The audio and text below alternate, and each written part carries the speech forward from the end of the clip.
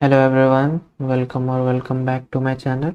तो आज के इस वीडियो में हम लोग ऑलिव बोर्ड लाइव मॉक का मैथ्स पार्ट का सॉल्यूशन डिस्कस करेंगे।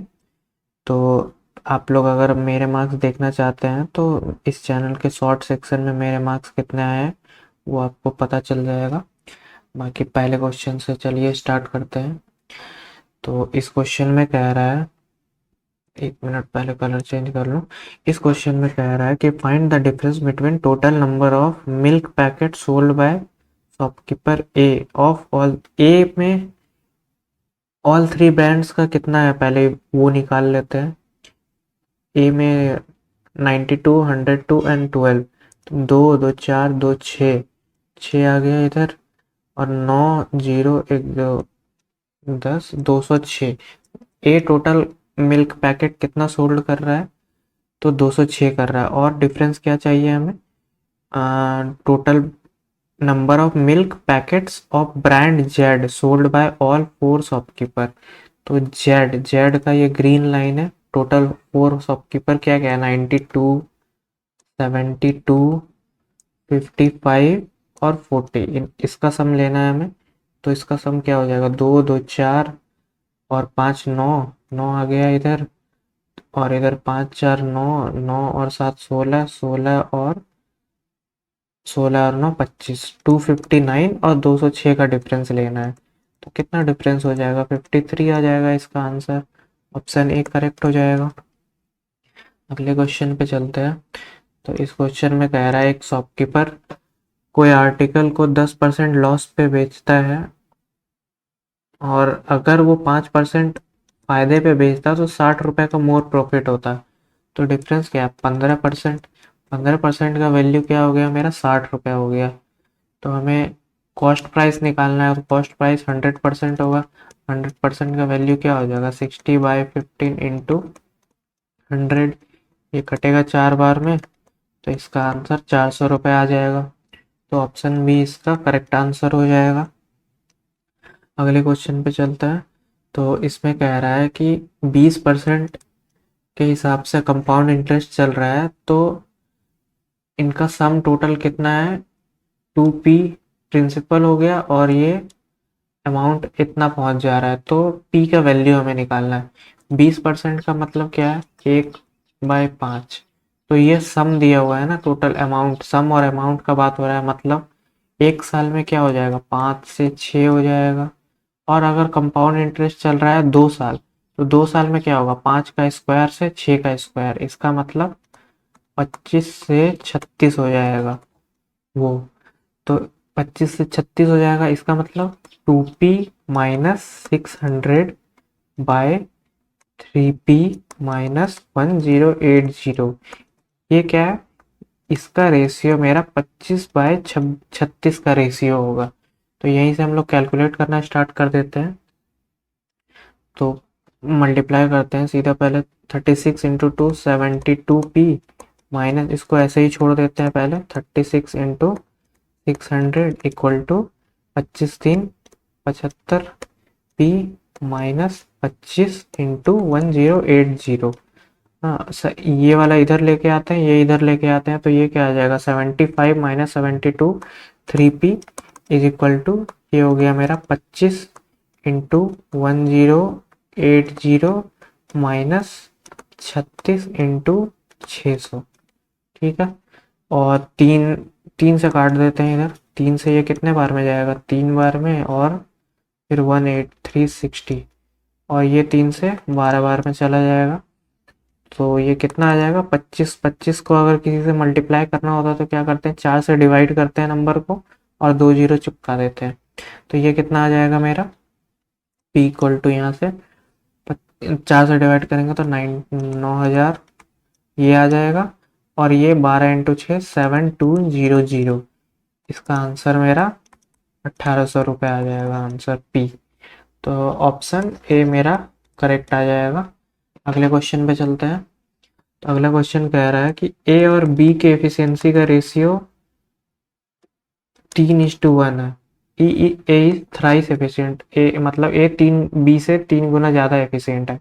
तो टोटल वर्क कितना आ जाएगा मेरा? ये दोनों मिलके कह रहा है 10 दिनों में काम कंप्लीट कर दें।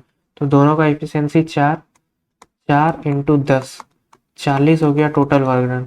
अब कह रहा है बी कितने दिन में यह टास्क कंप्लीट कर सकता है, तो बी कितने दिन में करेगा, 40 टोटल वर्क, बी का एफिशिएंसी 1, तो ये 40 दिनों में काम कंप्लीट कर पाएगा। तो ऑप्शन सी मेरा करेक्ट हो जाएगा। आसान सा क्वेश्चन था ये। अगले क्वेश्चन पे चलते हैं। तो ये कह रहा है साइन साइन ए का वैल्यू दिया है और हमें tan ए का वैल्यू निकालना है। तो साइन ए क्या हो जाता है मेरा, अगर राइट एंगल ट्रायंगल में देखेंगे, अगर ये राइट एंगल ट्रायंगल है, तो साइन ए क्या होता है, परपेंडिकुलर बाय हाइपोटेनियस। तो परपेंडिकुलर इसमें मेरा 2x दिया हुआ है और हाइपोटेनियस लिखा है वाई स्क्वायर है। तो हम इसमें बेस कैसे निकाल लेते हैं, अंडर रूट ऑफ हाइपोटेनियस का स्क्वायर, हाइपोटेनियस का स्क्वायर क्या हो जाएगा, वाई स्क्वायर का स्क्वायर, मतलब वाई टू द पावर 4, फिर माइनस, फिर परपेंडिकुलर का स्क्वायर, 2x का स्क्वायर क्या हो जाएगा, 4x स्क्वायर। तो ये मेरा बेस आ जाएगा, ये वाला चीज मेरा बेस है। अब tan ए क्या होता है, परपेंडिकुलर बाय बेस, तो tan ए क्या हो जाएगा, 2x बाय बेस मेरा y to the power 4 minus 4x square, ये आ जाएगा मेरा tan ए। तो कौन सा ऑप्शन मिलेगा, ऑप्शन ए में ये मेरा दिया हुआ है, ऑप्शन ए सही हो जाएगा। अगले क्वेश्चन पे चलते हैं। तो इस क्वेश्चन में क्या कह रहा है, current age of Raj is twice the age he was when his son was born. मतलब उसका सन जब बॉर्न हुआ था तो उस समय वो 1 था, तो अभी वो 2 है। हाँ, इसका मतलब इस समय जब सन, अगर जब इसका सन हुआ होगा इस समय, तो सन कितने साल का होगा, 0 साल का होगा, क्योंकि उस समय वो जन्म ही हुआ है।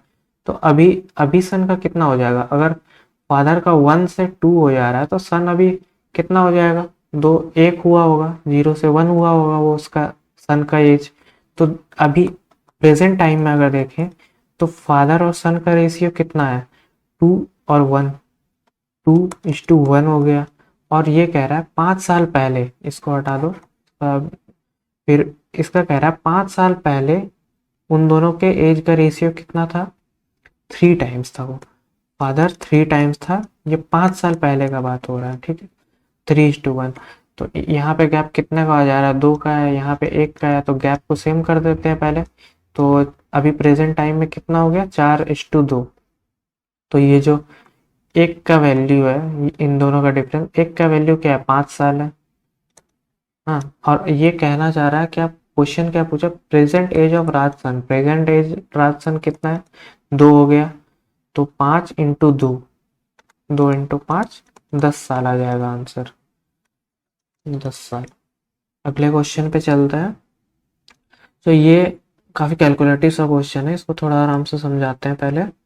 कि इसमें कह रहा है कि इनका कर्व सरफेस एरिया हमें निकालना है। तो देखो, कर्व सरफेस नहीं, टोटल सरफेस एरिया निकालना है। तो हॉलो सिलेंडर का curve surface area, total surface area कैसे निकलेगा, ये अंदर वाला जो पार्ट है पूरा, ये वाला जो अंदर वाला पार्ट है, इसका हम लोग एरिया, जो कर्व सरफेस एरिया ये निकाल लेंगे।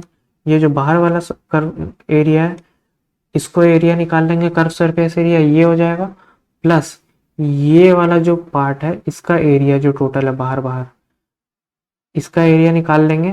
तो मेरा टोटल सरफेस एरिया निकल जाएगा इस हॉलो सिलेंडर का। और ये वाला चीज दो, ये जो मोटा वाला है ना, ये इधर भी होगा और इधर भी होगा, ये चीज को ध्यान रखना, दोनों साइड होगा। तो इसीलिए 2 टाइम्स मल्टीप्लाई कर देंगे। तो इसका कैसे निकलेगा, अब समझाते हैं।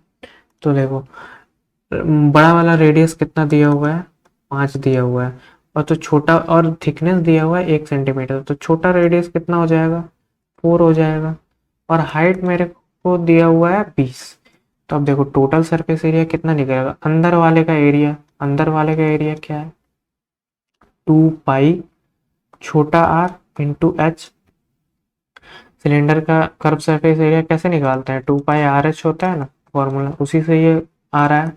अंदर वाले का एरिया 2 पाई छोटा आर इंटू एच, प्लस बाहर वाले का एरिया 2 पाई बड़ा आर इंटू एच, प्लस, अब देखो ये वाला एरिया कैसे निकलेगा मेरा, ये वाला एरिया पाई बड़ा आर का स्क्वायर माइनस पाई छोटा आर का स्क्वायर होगा। और ये दोनों साइड है, इसलिए 2 टाइम्स अगर मल्टीप्लाई कर देंगे तो ऐसे ये निकल जाएगा। तो इसमें से 2 यहाँ से पाई अगर कॉमन ले लें तो इधर पाई, फिर r square minus r square, ये हो गया। तो यहाँ से देखो 2 पाई तीनों में कॉमन है, तो 2 पाई को हम लोग कॉमन ही ले लेते हैं पहले, ठीक है।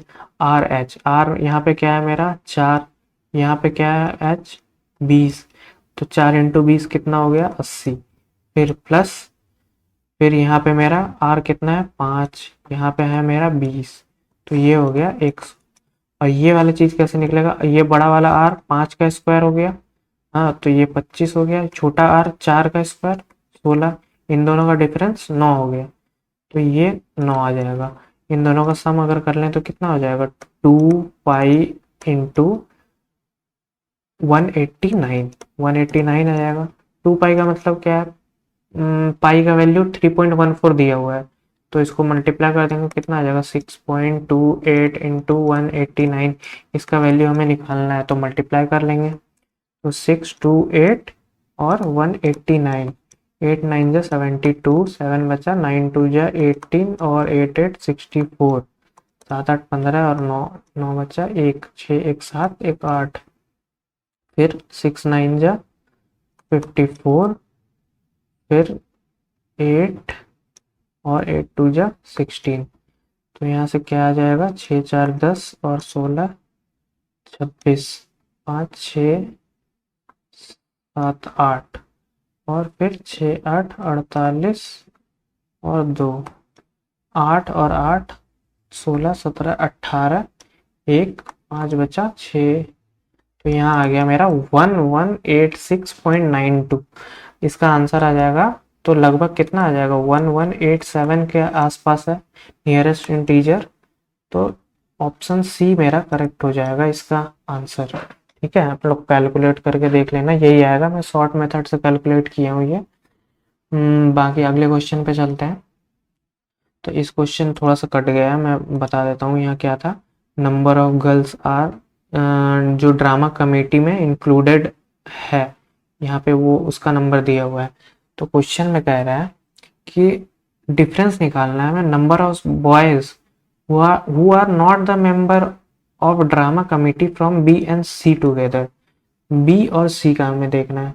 तो नंबर ऑफ बॉयज यहाँ 200 240, और नंबर ऑफ बॉयज जो ड्रामा कमेटी के मेंबर है 70 है, तो जो नहीं है मेंबर वो कितने हो गए 130, ठीक है, इधर लिख देते हैं, जो नहीं है मेंबर वो 130, और सी में कितने हो गए 240 है टोटल बॉयज और टोटल मेंबर है 100, तो यहाँ से डिफरेंस निकालेंगे तो क्या आ जाएगा, जो नहीं है included member committee drama committee में, तो हो गया मेरा 140, टोटल सम आ गया मेरा 270, ये आ गया मेरा नंबर ऑफ बॉयज बी और सी में जो ड्रामा कमेटी में नहीं है। और कह रहा है the number of girls who are not the member of drama committee from department D and E, तो डी और ई में अब नंबर ऑफ गर्ल्स का देखना है, नॉट द मेंबर 160 और जो मेंबर है 150 है, तो डिफरेंस कितना हो गया 110, और 240 ई में गर्ल्स है और जो इंक्लूडेड है 90, डिफरेंस हो गया कितना 150, तो टोटल सम कितना आ गया 260, इन दोनों का डिफरेंस लेना है हमें, तो 270 और 260 का डिफरेंस क्या आ जाएगा 10 आ जाएगा। अगले क्वेश्चन पे चलते हैं। तो इस क्वेश्चन में कह रहा है कि इनमें शेडेड पोर्शन का एरिया निकालना है। तो देखो इस और ऊपर से कह रहा है P और Q, ये वाला डिस्टेंस मेरा 7 है, ये 7 है, तो ये जो ये वाला पार्ट मेरा स्क्वायर होगा, स्क्वायर ही है, तो स्क्वायर का डायगोनल जो होता है वो क्या होता है, अगर साइड ए है तो इसका डायगोनल a√2 हो, तो ये क्या आ जाएगा मेरा ये 7√2, और ये मेरा जो है सर्कल का रेडियस के बराबर होगा 7√2, ठीक है। अब हमें एरिया निकालना है, तो कैसे निकालेंगे, ये जो सर्कल का जो 1/4 पार्ट है, ये क्वाड्रेंट है, एक क्वाड्रेंट के जैसा है, तो ये सर्कल का 1/4 पार्ट का एरिया माइनस ये स्क्वायर का एरिया कर देंगे, तो उससे आ जाएगा आंसर मेरा तो सर्कल का 1/4 पार्ट ऑफ एरिया क्या आ जाएगा, pi into r square by 4 minus square का एरिया कितना होता है, ए का स्क्वायर हो जाएगा। तो वैल्यू पुट करते हैं, पाई 22/7 इंटू फिर आर का स्क्वायर, आर है मेरे पास 7√2 का स्क्वायर प्लस 7 इंटू 2, नीचे डिवाइड बाय 4 है तो 4 ले लेते हैं। पाई आर स्क्वायर बाय 4 ये हो गया मेरा, माइनस ए का स्क्वायर 7 का स्क्वायर 49, इसको कैलकुलेट कर लेते हैं, 7 से 7 गया, 4 से ये 2 बार में 2 और 11, तो ये आ जाएगा मेरा 77 माइनस 49, ये कितना आ जाएगा 8 और 2, 28 मेरा आंसर आ जाएगा। ठीक है, अब अगले क्वेश्चन पे चलते हैं। तो इस क्वेश्चन में कह रहा है m इक्वल टू 10 ये दिया हुआ है और m cube plus 1/m cube निकालना है। तो ठीक है, तो पहले मैं नॉर्मल फैक्टराइजेशन मेथड से दिखा दूँ कैसे निकालते हैं। 1/m कैसे निकलेगा मेरे पास, तो 1/10 √10 प्लस √3, ये इसको हमें फैक्टराइजेशन करना होगा। तो इसको कैसे निकालते हैं, √-3/√10 -3 से मल्टीप्लाई कर देंगे। ठीक है, अंडर रूट नहीं होगा तो ये ऊपर क्या आ जाएगा, √10 -3 बाय ये आ जाएगा मेरा 10 - 9 इक्वल टू ये आ गया मेरा सीधा √10 - 3 आ जाएगा। ठीक है, तो ये 1/m आ जाएगा। नॉर्मली हम लोग सिंप्लीफिकेशन इतना करने का जरूरत नहीं होता है, आप लोग सीधा से अगर m ये दिया हुआ है ना तो 1/m सीधा से ऐसे निकाल लो। हाँ, जो √10 - 3 ये प्लस है तो माइनस कर दो और इन दोनों का स्क्वायर का डिफरेंस ले लेना होता है हमें। तो 10 √10 का स्क्वायर 10 -3 का स्क्वायर 9, इसका डायरेक्टली आ जाएगा मेरा √10 - 3। तो यहाँ से मेरा 1/m m प्लस 1/m क्या हो गया मेरा, देखो 10 प्लस √3 और प्लस 10 माइनस √3, तो 3 और 3 कट जाएगा और 2√10 आ जाएगा। ठीक है, m प्लस 1/m और हमें क्यूब करना है तो m cube plus 1/m cube क्या आ जाएगा मेरा, इसका क्यूब 2√10 का क्यूब माइनस ऑफ 3 इंटू 2√10। ठीक है, ये क्या हो गया मेरा, 2 का क्यूब 8 इंटू 10 √10 का क्यूब 10 इंटू √10 माइनस ये हो गया मेरा 6√10, तो 8 इंटू 10 80√10 माइनस 6, ये कितना आ जाएगा मेरा 74√10। ठीक है, तो ऑप्शन ए मेरा करेक्ट आ जाएगा आंसर। अगले क्वेश्चन पे चलते हैं। तो ये कह रहा है, ये डिसऑनेस्ट शॉपकीपर वाला क्वेश्चन है। तो इसमें क्या है कि कह रहा है शॉपकीपर प्राइस को 45% एवं मार्क कर रहा है। 45% मतलब एवं मार्क कर रहा है मतलब 20 से वो 29 मार्क किया है। ठीक है, और फॉल्टी मशीन यूज कर रहा है, 19% कम जो वेट कर रहा है। ठीक है, इसका मतलब वो 81 का वो तो पैसा ले रहा है, सॉरी 81 का तो वो दे रहा है और 100 का पैसा ले रहा है। ठीक है, 19% लेस वेट कर रहा है मतलब 81 वो दे रहा है और 100 का पैसा ले रहा है। ठीक है, और कह रहा है डिस्काउंट दे रहा है 28% का, मतलब 100 रुपए का वो सामान दे रहा है और डिस्काउंट कितना दे रहा है 728, इसका मतलब 72 का पैसा ले रहा है। ठीक है, ये डिसऑनेस्ट शॉपकीपर वाला मेथड होता है। अब हमें इसको सीधा निकाल लेंगे, 100 से 100 कट जाएगा, 9 से 9 बार में, 9 से 8 बार में। ठीक है, और कटेगा क्या, हाँ ये 4 से कटेगा 5 बार में, 4 से कटेगा 2 बार में, 9 इंटू 5 45 से ये कितना आ गया मेरा 29 इंटू 2 58। तो यहाँ पे प्रॉफिट कितना आ रहा है, 13 का प्रॉफिट हो रहा है, 45 पे हो रहा है, परसेंटेज में निकालना है तो 100 कर देंगे तो निकाल लेंगे, इसको कितना आ जाएगा 45 से, तो ये 2 बार में 90 जाएगा, फिर 40 और 0, तो ये लगभग 29 के आसपास जाएगा, 29 से थोड़ा कम आएगा, 405 आ जाएगा क्योंकि 9 से मल्टीप्लाई करेंगे तो 29 के आसपास आएगा। तो ऑप्शन सी मेरा करेक्ट हो जाएगा आंसर। बाकी अगले क्वेश्चन पे चलते हैं। तो इस क्वेश्चन में कह रहा है ये इसका वैल्यू दिया हुआ है मेरे पास और इसका निकालना है। तो 2 टू द पावर x को अगर मान लेते हैं हम लोग k है, हाँ, तो ये क्या हो गया, k plus 1/k equal to 9 हो गया। हमें निकालना क्या है, ये क्या क्यूब प्लस 1/k का क्यूब निकालना है अब हमें, ठीक है। तो ये कैसे निकलता है, सीधा सा 9 का क्यूब माइनस 3 इंटू फिर 9, यही निकालना है। तो 9 का क्यूब हो गया मेरा 729 माइनस 27, तो आंसर कितना आ जाएगा, 702 आ जाएगा। ये तो अलजेब्रा का नॉर्मल सा क्वेश्चन था, इजी सा। अगले क्वेश्चन पे चलते हैं। तो इसमें कह रहा है निखिल अगर 60% ऑफ टॉयज अमन को दे देगा तो टोटल नंबर ऑफ टॉयज अमन के पास कितना हो जाएगा। तो अमन के पास कितना टॉयज है, 15% ऑफ 200 टॉयज है। तो 200 का 15% कितना है, 30 टॉयज अभी अमन के पास है। निखिल के पास कितने थे, 40 थे, ठीक है। 20% का मतलब 20% ऑफ 200 का मतलब 40 था। अब वो कह रहा है 40 का वो 60% अगर दे देगा अमन को, तो 60% क्या हो जाएगा मेरा, 0 से 0 गया, मतलब 24 वो अमन को दे देगा। तो सम आ जाएगा, अमन के पास कितना हो गया, 30 प्लस 24 54, ये आ जाएगा आंसर। अगले क्वेश्चन पे चलते हैं। तो ये भी आसान सा ही क्वेश्चन है। तो हमें एक्स के वैल्यू निकालना है। तो ये क्या है, 8 का मतलब 2 टू द पावर 3 हो जाता है। तो यहाँ से ये क्या हो जाएगा मेरा, 2 to the power x+1 equal to 2 to the power 3 into x minus 1 हो गया, ठीक है। तो इक्वल कर देंगे पावर को, तो x+1 इक्वल टू 3x-3, यहाँ से 2x इक्वल टू 4 आ जाएगा, तो x इक्वल टू 2 आ जाएगा। आंसर बी मेरा करेक्ट हो जाएगा। अगले क्वेश्चन पे चलते हैं। हाँ, अगले क्वेश्चन को कह रहा है 7 कंसेक्यूटिव ऑड नंबर का एवरेज 35 है, तो लार्जेस्ट क्या होगा।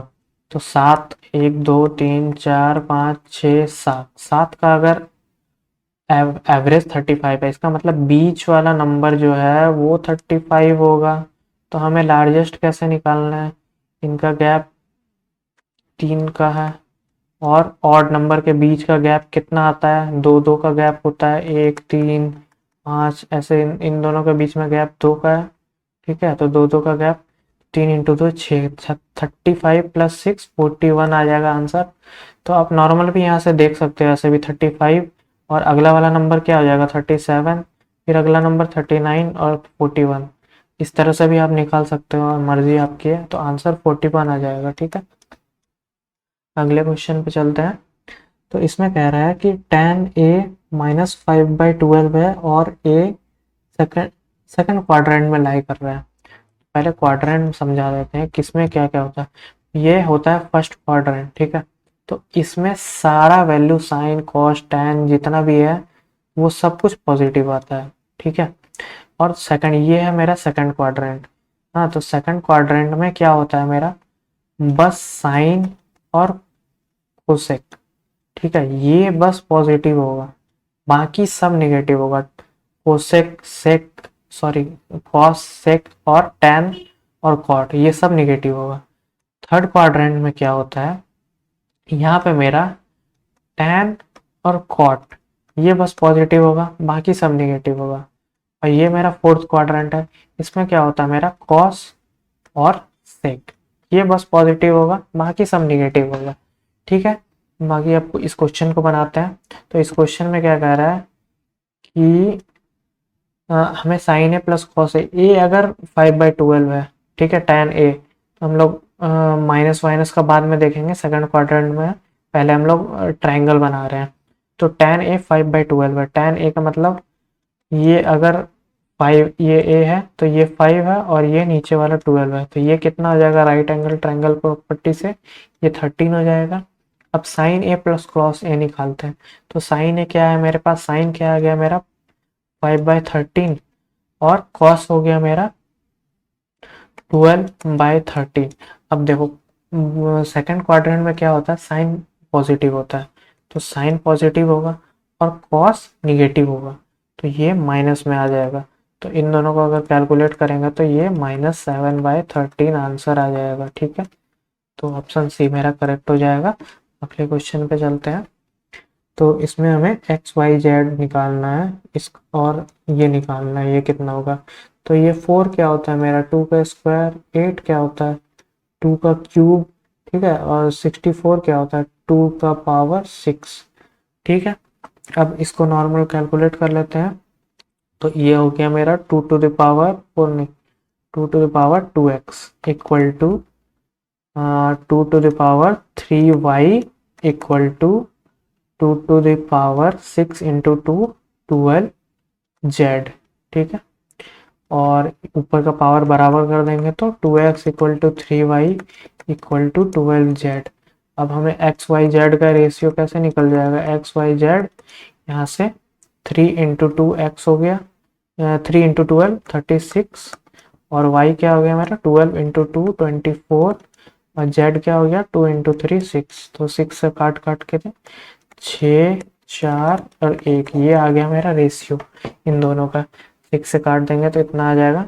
अब कह रहा है मेरा 4xz और y स्क्वायर का वैल्यू निकालना है, तो 4 इंटू एक्स क्या है मेरे पास 6, और z मेरे पास 1 है, और y स्क्वायर y है 4, 4 इंटू 4, 4 से 4 गया, ये 2 और ये 3, ये तो ये 3/2 आ जाएगा आंसर। अगले क्वेश्चन पे चलते हैं। तो ये कह रहा है इक्विलेटरल ट्रायंगल का सेंट्रॉइड वो W है। एक इक्विलेटरल ट्रायंगल अगर है x y z, तो इसका और कह रहा है मीडियन XV, ठीक है, XV है, तो ये कह रहा है मीडियन अगर ये सेंट्रॉइड अगर W है तो हमें WV का निकालना है, ये वाला लेंथ हमें निकालना है। तो हम सबसे पहले मीडियन इक्विलेटरल ऑफ ट्रायंगल का क्या हो जाता है, √3/2a साइड, तो साइड का वैल्यू मेरे पास दिया हुआ है 11, हाँ, और ऊपर से ये वाला अगर लेंथ XV का लेंथ मीडियन हो गया ये, और WV का लेंथ क्या आ जाएगा मेरे पास, WV सेंट्रॉइड कितने में काटता है 2 और 1 के रेशियो में काटता है, तो WV क्या हो गया मेरा 1/3 इंटू XV हो जाएगा, XV का 1/3 होगा WV, ठीक है। तो इसको हम लोग कैलकुलेट कर लेते हैं, 1/3 इंटू XV क्या है मेरा √3/2 इंटू ए का वैल्यू 11, तो √3 से काटेंगे तो ये 3 आ जाएगा, तो 11/2 √3, इसका आंसर मेरा 11/2 √3 ऑप्शन बी हो जाएगा, ठीक है। अगले क्वेश्चन पे चलते हैं। तो ये बहुत अच्छा क्वेश्चन है, इसको मैं आराम से समझाता हूँ, ये आज का बेस्ट क्वेश्चन है ऑलिव बोर्ड का। तो बाकी अगर मैं आप लोगों से रिक्वेस्ट करूँगा, आप लोग अगर वीडियो लाइक नहीं किए हैं तो एक बार लाइक कर दीजिएगा वीडियो। तो इस क्वेश्चन को समझाते हैं। इसमें कह रहा है अमित, आनंद एंड अजीत आर 3 पार्टनर्स, ठीक है, और Amit receive 2/5 part of the total profit. तो अमित, आनंद और अजीत, ठीक है, अमित का कह रहा है 2/5 पार्ट अगर वो प्रॉफिट कर रहा है, 2/5 मतलब क्या होगा, ये 40% अगर अमित को मिल रहा है तो इन दोनों के पास कितना जाएगा 60% जाएगा, ठीक है। तो अगर प्रॉफिट 12% से 19% हो जा रहा है तो और इसमें अमित का प्रॉफिट 882 से बढ़ जाएगा, तो टोटल इन्वेस्टमेंट आनंद और अजीत का निकालना है। देखो पहले कंसेप्ट समझो क्या है, कि अगर मान लेते हैं 100% है, हाँ, तो 100 में 40% इसको मिल रहा है, 60 इसको मिल रहा है, ठीक है। तो अगर कह रहा है अगर अगर मान लो हम प्रॉफिट 5% से बढ़ा दें, ठीक है, मान लो 105 हो गया, प्रॉफिट अगर 5% से बढ़ा दें, इसका मतलब क्या होगा कि इसका कितना आ जाएगा, अमित का प्रॉफिट कितना यहाँ से निकल जाएगा मेरा, तो 105 का 40% होगा, ठीक है, ये निकालेंगे तो कितना आ जाएगा मेरे पास 42 आ जाएगा। तो ये 2 का इंक्रीज होगा। हम लोग ये 2 का इंक्रीज कैसे निकाल सकते हैं, डायरेक्ट अगर निकालना हो तो देखो ये 5% का जो इंक्रीज हुआ, ठीक है, 5 का इंक्रीज जो हुआ इस पे इसको 40% मिलेगा, ठीक है, 40% इस पे 5 का इंक्रीज पे मिलेगा, ठीक है। तो ये कितना आ जाएगा मेरा 2 आ जाएगा, ये डायरेक्ट निकालेंगे, ठीक है। ये कंसेप्ट समझ में आया कि अगर वो 5 का इंक्रीज हो रहा है तो अमित का इंक्रीज भी 5 का 40% इंक्रीज होगा। तो ये इस क्वेश्चन का मेन कंसेप्ट था। अब मैं क्वेश्चन बताता हूँ कैसे सॉल्व करना है, ठीक है, ये समझ में आ गया।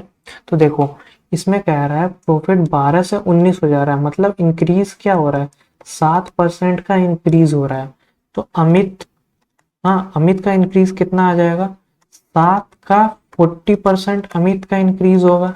ठीक है, इसका वैल्यू मुझे दिया हुआ है 882। ठीक है, और ये कह रहा है हमें टोटल इन्वेस्टमेंट आनंद और अजीत का निकालना है।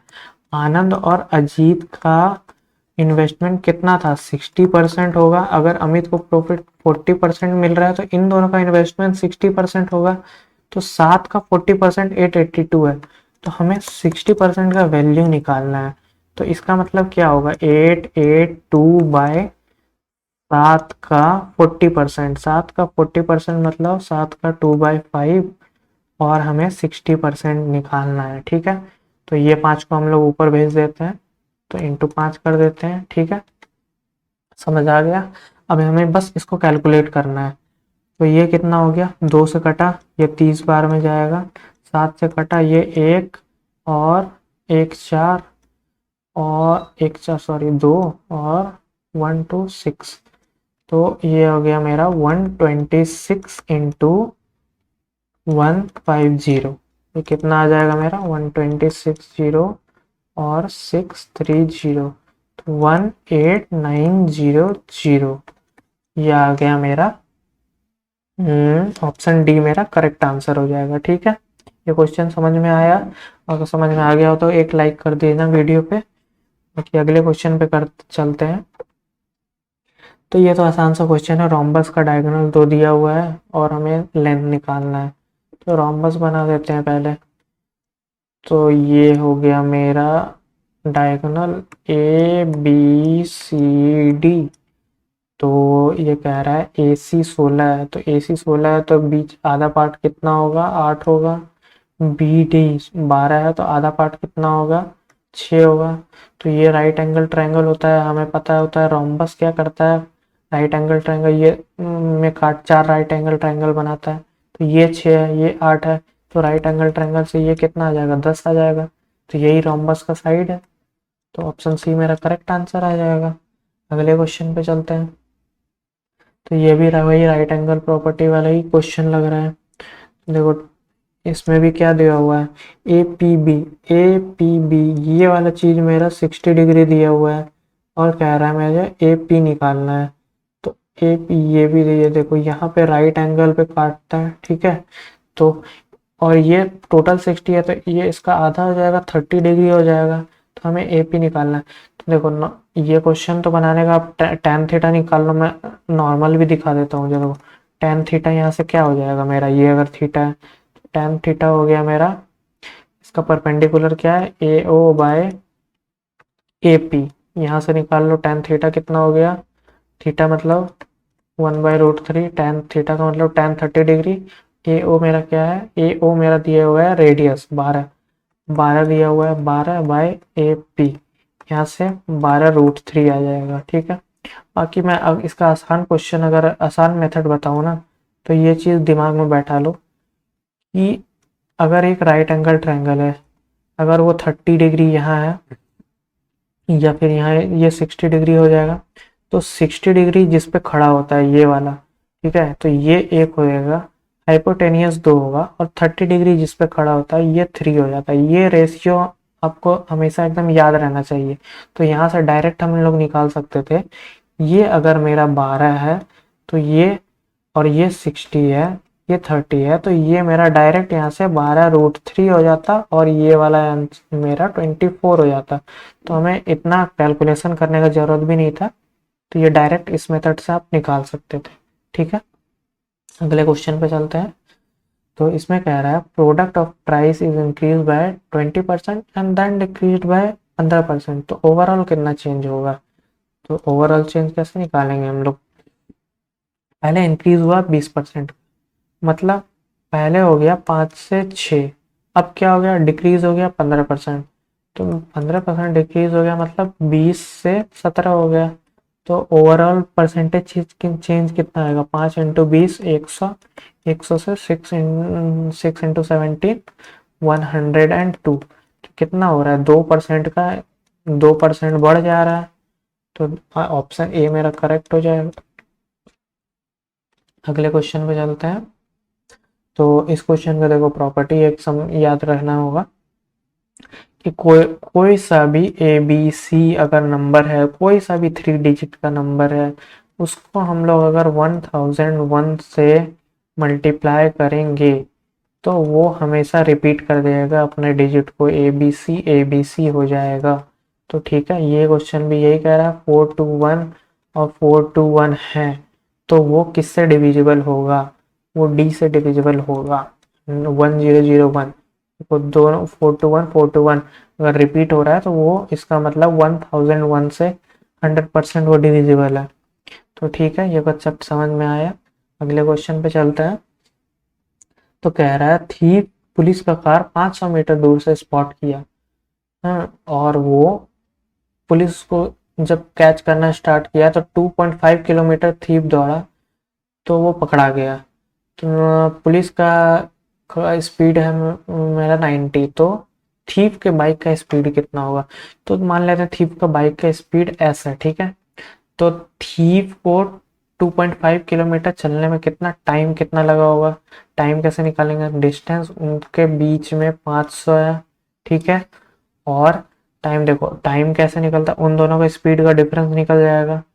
तो एस किलोमीटर पर आवर मान लेते हैं, तो यूनिट भी सेम रहेगा। तो 90 माइनस एस, 90 माइनस एस, इतने देर में वो पकड़ा गया होगा थीफ, ठीक है। ये इतना देर में वो दौड़ा होगा, ठीक है। थीफ का ये टाइम हो गया।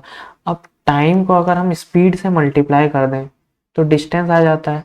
स्पीड क्या था थीफ का एस, ठीक है। और डिस्टेंस कितना दौड़ा वो टोटल 2.5 किलोमीटर। इसका मतलब 2.5 मीटर में चेंज कर लेते हैं क्योंकि ये मीटर में दिया है मेरे पास, तो इसको भी मीटर में चेंज कर लेते हैं। ये समझ में आया। पहले स्पीड निकाले, उसको स्पीड पहले टाइम निकाले फिर स्पीड से मल्टीप्लाई कर दिया, तो ये डिस्टेंस हो गया। तो ये टोटल डिस्टेंस 2.5 किलोमीटर दौड़ा था। इन दोनों को हम लोग काट देंगे तो 5 से ये कटेगा 5 बार में। तो ये आ गया मेरा s equal to 5 into 90 minus 5s। तो यहाँ से आ गया मेरा s equal to 5 into 90 by 6 से कटा ये 15 बार में, 5 इंटू 15 75 किलोमीटर पर आवर आ जाएगा मेरा आंसर, बी आ जाएगा मेरा करेक्ट। ठीक है, अगले क्वेश्चन पे चलते हैं। तो ये भी आसान सा क्वेश्चन है। अब कह रहा है पाइप ए 5 घंटे में फिल करता है, ए प्लस बी 4 घंटे में फिल कर देता है। तो इनका टोटल वर्क कितना 20, ए का एफिशिएंसी 4 और ए प्लस बी का 5। तो find the time taken by B alone. तो ए प्लस बी अगर 5 है तो बी का एफिशिएंसी कितना होगा, ए हो जाएगा, 1 होगा क्योंकि ए का एफिशिएंसी 4 है। तो बी को कितना टाइम लगेगा 20 टोटल वर्क, और एक बी का एफिशिएंसी 1 है, तो इसका आंसर 20 आवर आ जाएगा। ऑप्शन सी करेक्ट हो जाएगा।